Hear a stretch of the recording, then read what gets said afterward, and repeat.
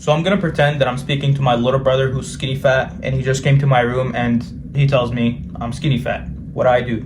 I'm trying to get jacked like you. Now, quick credibility check. Boom, boom, boom. Now you trust me. So you're skinny fat. What does that mean? Being skinny fat means you have high body fat percentage, low muscle mass.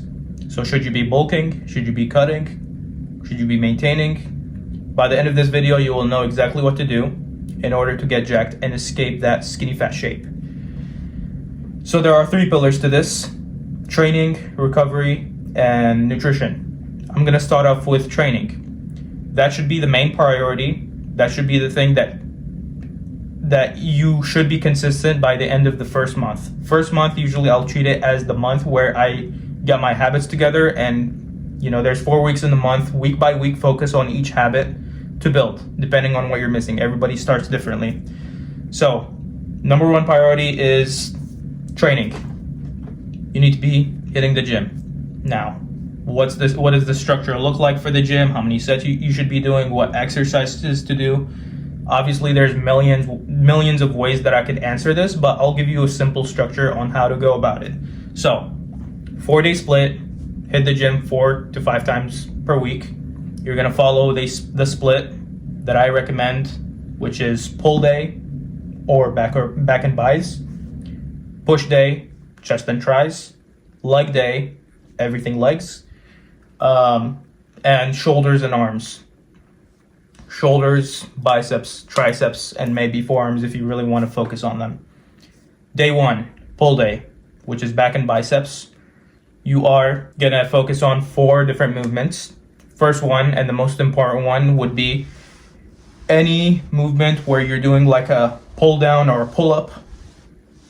I don't know my planes, but this plane.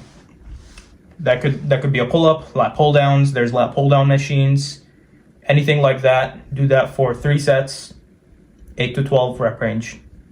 Moving on to the next workout will be rows. Any rowing movement. I prefer the cable with the V-grip attachment, row movement.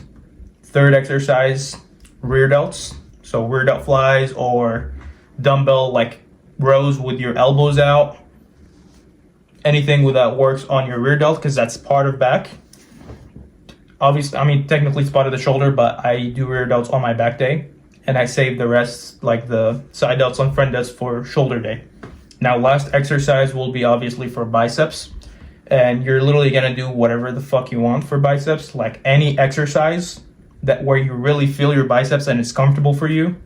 Do that for another 3 sets. So every exercise will be 3 sets, rest time 2 to 3 minutes, and I don't think I'm missing anything. Now, moving on to day 2, which is push day or chest day, chest and tris. There's many different ways to go about this, but I'm just gonna give you an example of like a good structure to follow. Exercise number 1, do any incline movement, like dumbbell prep, like incline dumbbells on the benches, or any sort of incline press. It could be a machine, it could be dumbbells, it could be the barbell, I don't care. Do that for 3 sets. That should be your heaviest workout. Then exercise number 2, just a regular press movement, preferably on the machine. It's just a lot easier to control. Third exercise, flies, to really kill your chest muscles, to really obliterate them. Do that for like 2 sets, 3 sets maybe. It's good to get a good mind muscle connection on that workout, so you don't have to go super heavy, but over time you do need to progress on every workout and lift heavier weight. Then last but not least, you're gonna pick any exercise for triceps. I think everybody's favorite would be like the push down on the cable. Do that for 3 sets. Absolutely obliterate your triceps and call that a push day. Then day 3, you got legs. For leg day, do your warm-ups, whatever. I personally like to start off with hamstring curls, because Hamstrings are a muscle that's connected to the knee, so it warms up the knee before you get to the press movement, like squats or leg press. So start off with hamstring curls, 3 sets, 3 good sets. Then move over to literally any press movement that you like, whether it's squats, whether it's on the machine or barbell, leg press, hack squats. There's like hundreds of machines that you could choose from depending on the gym that you're in. So whatever is available to you, just do some sort of like press movement with your legs, obviously. Then after that, finish off your quads on the quad extensions or leg extensions where you're doing this with your legs. 3 sets, 8 to 12 again. Then after that, just focus on calves. Obliterate your calves and call that a leg day. Now, obviously, there's many other exercises like adductors I personally like to do, but to keep things simple, and especially if you are a beginner, just keep it simple. And your main priority isn't to like do the exact exercises that I just went over right now. The point is to be consistently going to the gym, and over time, you're gonna learn what exercises work for you. Maybe you need to work on your adductors. Maybe you need to work on your glutes. Maybe you need to implement some hip thrusts. It really depends on your personal goals, but that's just a simple starter program that I just set you up with. And last but not least, you also got shoulder day or shoulders and arms. The reason we are hitting, because I know we got on back and bis, you're hitting biceps, on chest and tris, you're hitting triceps. And then the third time, you are also, or a second time for those muscles of the week, you are hitting those muscles again. The reason that is because arms, in my personal experience and with myself and with the clients that I have, arms are just that muscle group that just recovers really quickly. So you'll do shoulder press, especially with your elbows in. Try not to have your elbows out, elbows in. Any form of shoulder press like dumbbells or the machine or even the barbell. I don't like it, but you can do a military press as well. That works as well. Then you're going to do lateral raises with dumbbells. If you don't like dumbbells, you could do like cables. And I know there's like a specific machines for lateral raises as well. So whichever one you like is the one that you go with.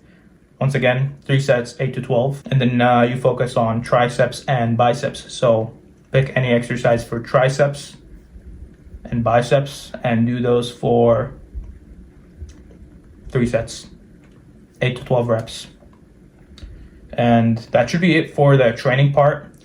Now, when it comes to steps and cardio, if you're getting 10K steps a day or roughly like between 8,000 to 12,000 steps a day or more, you don't need to worry about cardio. But if you're not, if you have a sedentary job, you need to do 20 minutes of cardio, steady state cardio, no running, nothing crazy. The rule with cardio is to keep your heart rate between 130 and 140. Now there's many different ways to measure this. You can measure this through an Apple Watch. I don't have an Apple Watch, so I just use the heart rate tracker on the machine. Those should be kind of accurate, especially on the newer machines. They're more accurate than like an old ass machine. In the gym, you should be fine. Just do 20 minutes steady state. My favorite and my client's favorite is like the incline walking on the treadmill or Stairmaster.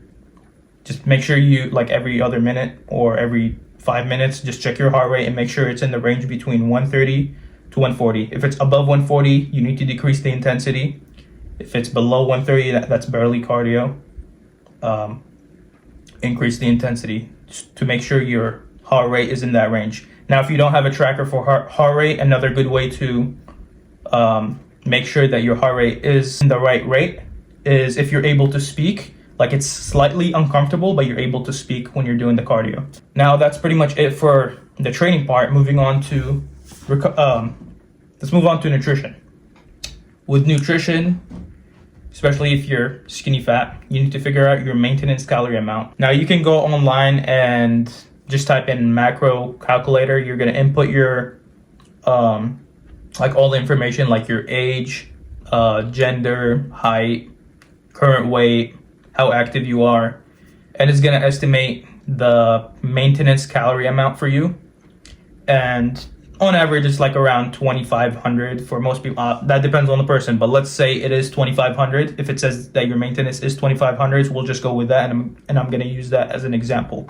So let's say your maintenance that came up on the website is 2,500. You're gonna start tracking your food through Macros First. It's an app called Macros First. A lot of people like to use MyFitnessPal. You pick whichever one works for you, but I personally really like Macros First. It's the easiest one to use for me and for all my clients. They all love it. So go on Macros First. You're gonna input your goal, which is your maintenance calorie amount, and you're gonna start tracking. Now, it really helps to have a food scale, so it's more accurate. Actually, no, this is a mandatory. Have a food scale so that your measurements when you are tracking the food is accurate. Like, this will go a long way. So what you need to do is you make sure you reach the right maintenance calorie amount, but not just that, you need to also match the macros, the protein, carbs, and fats. I have my own personal recommendations, but just follow what the Macros app tells you, what it recommends for your specific goal. Now, you're gonna spend 4 weeks trying to figure out your true maintenance calorie amount, because what came up on the screen on the Macros website is just an estimate.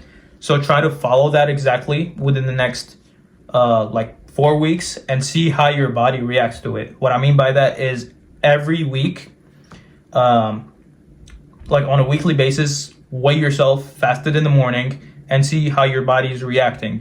If you're gaining weight, that means that is a slight surplus. If you're losing weight, that means that's a deficit. So you need to adjust the calories after 4 weeks. By the 4th week, you should know what your true maintenance calorie amount is. So that's pretty much it when it comes to like macros and calories. Now I'm gonna move on to the meal structure, how you should be structuring your meal. Let's pretend that you work out after work, you have a 9 to 5 and you work out, let's say at 6, right? Following that schedule. The meals that are away from your workout, like breakfast, which should be like early in the morning, that's super far. Those meals should be the heaviest in fiber and fats. So something like eggs. Eggs are fatty. You could have avocados, which are perfect because they're fatty, healthy fats, and they're fibrous, with some toast or something like that, and a protein shake for extra protein, or you could add like some sort of like turkey bacon or deli turkey just for extra protein. So meal number 1 should be something that's high in fat, high in fiber, has complex carbs, which have the fiber, and high protein as well. Now, meal 2, which is the meal I guess you're gonna eat during lunch, should look like something similar, but not really. It should be high fat, not as high as breakfast, but high fat, some fiber, or no fat, but high fiber. It's up to you. Depends on your fat intake and how you balance your meals out. But it definitely should be high protein and more carbs than breakfast. So I'd say more carbs and less fat. Meal 3, which is the meal that's going to be your pre-workout meal, the meal that you're going to be eating right before you work out, like an hour before, preferably. That meal should be your highest carb meal of the day. So something like white rice, Rice Krispie treats, even candy's fine, like a little bit of it, dates, figs, those are all pretty solid. So the rule for a pre-workout meal is basically high carb, no fiber or very low fiber, little to no fats, high protein, just to make it easier to reach that protein intake. Now you go hit your workout. Now your post-workout meal should also be another high carb meal. Should also have slightly more fiber, like vegetables, but it doesn't need to be crazy. It should be similar to the pre-workout meal, just more flexible. But it still needs to be high protein, high carb. Those are the main 2 things. And then fats and fiber are just optional for that meal. And then the meal after that, if you are gonna have another meal like that, just make sure you eat whatever fits the macros for that meal. Doesn't really matter what it is. Preferably something high fiber to keep you full at night, so that way you're not you don't get the midnight cravings and all that. Now the thing with fiber is you could use it to your advantage because fiber fills you up. If you have if your fiber intake for the day is a lot, you're more likely to stay full. So with me and some of my clients, when I used to, have a job and work, what I would do is in the morning, I would make a, high calorie protein shake. Especially with me, I'm kind of lazy. I didn't want to eat breakfast. So I made like a 800 calorie protein shake that's full of oats, blueberries, nut butter, and also high in protein as well. What that does is, because it's so high in fiber, it usually has like 20-ish grams of fiber.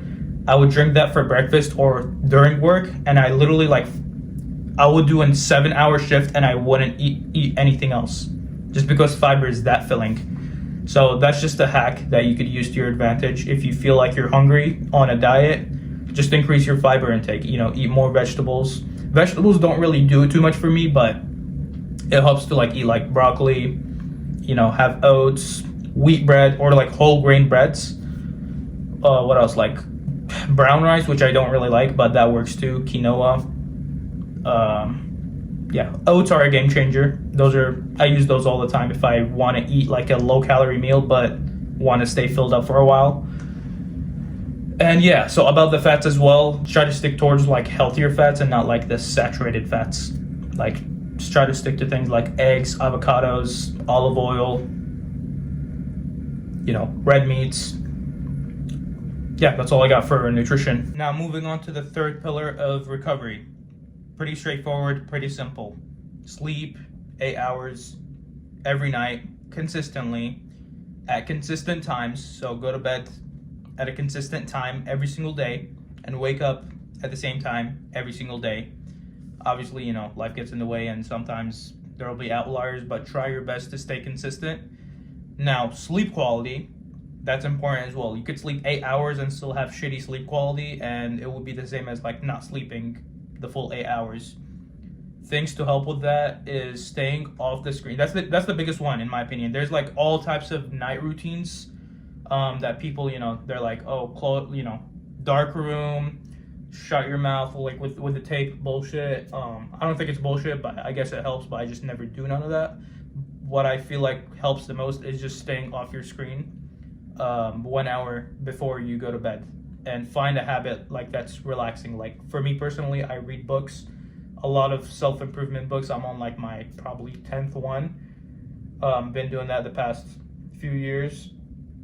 I'm a slow reader, but I think that's the best thing you could do in my opinion. It's just the best time to read a book and improve yourself, work on your mental.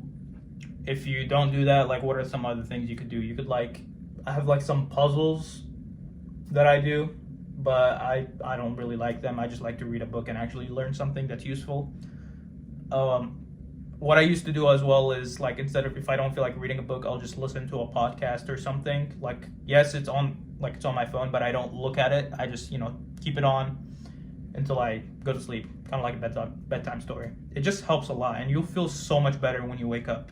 Just try that tonight, and you will notice a huge difference in your sleep quality. There's some nights that I've had where I've only slept for 5-6 hours, but because of me staying off my screen before bed, I wake up just fine. Versus when I am on my phone right before bed, doom scrolling, it increases your cortisol, and with all the dopamine that's going on from doom scrolling and being on social media or watching doing whatever you're gonna do, it just fucks with your brain, and your brain thinks that something's going on, and you just don't end up being completely relaxed while you go to sleep. It's just something you can't control. So stay off the phone 1 hour before bed. Now, in all truthfulness, all the advice that I just went over is cookie cutter.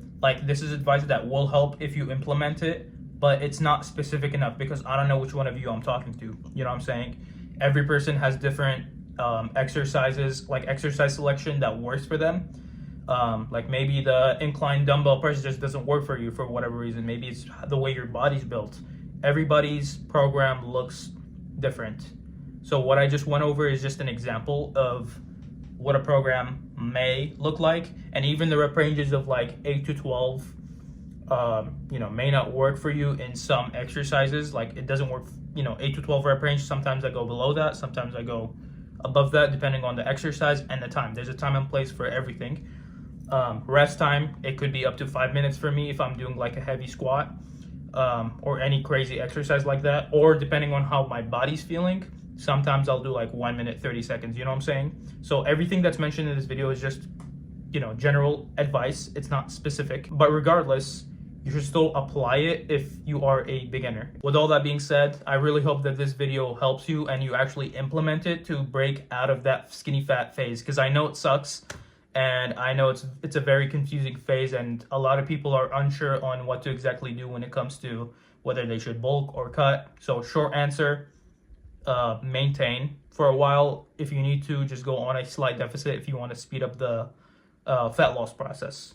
But especially if you are a beginner and you've never hit the gym before, I wouldn't worry too much about going on a deficit and cutting. I would just start focusing on building muscle, and who knows, you'll probably lose the fat while putting on weight. That's what happened to me in my first transformation, and that's what happened with a lot of people. But if you are carrying an excess amount of fat, then do go on a slight deficit. Now, if you truly want this and you want to stop the guesswork and you want to guarantee results within the 3 to 6 months, I can help you. If you fill out the form down below, and we can set up a call to see if you are a good fit for the team and to see if I can help you. When you are my client and part of my program and you follow everything thoroughly and try your best with it, results are guaranteed within 3 to 6 months. So just fill out the form down below if you want to work with me to guarantee results. Other than that, I really hope this video helps, and thank you for watching.